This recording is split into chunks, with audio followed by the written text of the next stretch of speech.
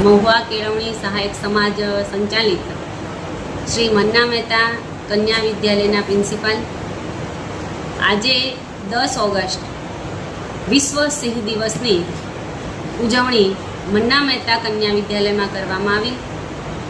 તેમાં બહોળી સંખ્યામાં વિદ્યાર્થીનીઓ આવ્યા। ચિત્રની પણ જુદી જુદી કોમ્પિટિશન રાખી। વિશાળ સંખ્યામાં વિદ્યાર્થીનીઓ રેલીમાં જોડાયા।